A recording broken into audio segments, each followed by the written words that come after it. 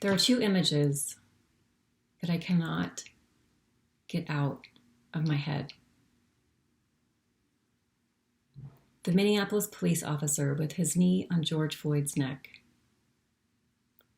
Violent protesters beating a woman with a board. An older, unarmed woman who was protecting her business. They didn't hit her once, not twice, but over and over and over again. The Minneapolis police officer has been charged with murder and will hopefully spend the rest of his life behind bars. The violent protesters, however, nothing. In many cases, they are being glorified. Why? First, the media is perpetuating an agenda of fear and misinformation. Second, these violent protesters are taking the issue of the need for police reform as an opportunity to further divide our nation. Looting, vandalism, and beating business owners are not calls for police reform. It is an intent to crack the fabric of our society. Many of these protesters claim to be anti-fascist, which I find ironic since one of the tenets of fascism is the forcible suppression of opposition. And Antifa has claimed and demonstrated its willingness to hurt and kill anyone who opposes them. Instead of honoring George Floyd, they are desecrating his grave with despicable acts of violence. They are not only co-opting this issue, they are also overtaking the media. This isn't about Black lives. If it were, why doesn't the fact that close to 3,000 Black men were murdered in 2018, which is the year for which we have the most complete information, 2,600 of the offenders were Black and 300 white. Why does that not garner any media attention? There were no protests, no calls for reforms to the justice system. Why don't those 3,000 lost Black lives matter? Why does it seem Black lives matter more when they're lost at the hands of a white police officer? I'm not claiming that Black lives don't matter. They absolutely do. In the words of one of my Black colleagues, she doesn't need a sign or a movement to tell her that her life matters. She knows her life matters. I am also not claiming that it is not hard to be Black in America. It is.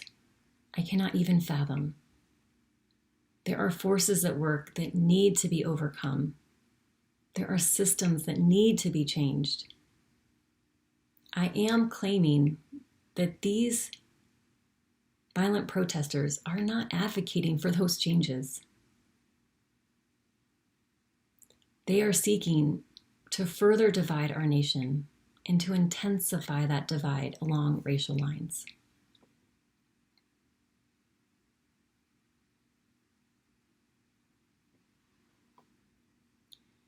Instead of using this horrific incident as an opportunity to bring U.S. Americans together, to call for reform to law enforcement agencies, educational systems, and financial institutions, in addressing the disparity to access to resources necessary to advance well in this society, they are attacking cities that are already under extreme economic duress. They're costing millions of dollars in damages and taking money from hardworking Americans whose businesses have already been strapped by COVID-19. What needs to be addressed here is the loss of U.S. cultural values. This fracturing of the character of American society is what has allowed for groups like Antifa to emerge. This country was founded on personal responsibility, hard work, determination, upward economic mobility, and goodwill. We are united under the freedom for which many have fought and died. It is what binds us and brings us together. We lose sight of that when we resort to racial identification over values identification. We have more to unite us than to divide us. When groups like Antifa purposefully co-opt peaceful protests with aggravators and instigators, they fan the flames of anger and hatred. This causes us to forget who we are. We are U.S. Americans, but this country cannot stand if we do not stand for what we believe in. That includes equality and freedom. The freedom to make our own choices, the freedom to see the humanity in each other and to call each other neighbor instead of enemy. As a free citizen of these United States, we also have responsibilities. The responsibility to uphold laws which govern this nation, to enact changes to those laws when necessary, and to ensure our voices are heard as we make those changes. We have the responsibility to seek solutions instead of creating problems. We are not free to destroy this nation.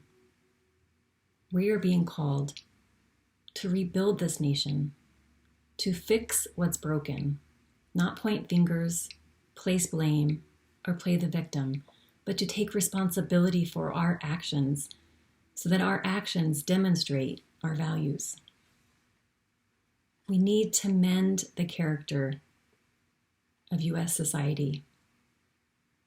And that starts with each and every one of us and how we choose to talk about what's happening, what we choose to share, and what changes we want to see that will lift up this nation instead of digging it into the grave of depravity. I ask you to become a critical consumer of information. Where do your sources get their information? What is their agenda?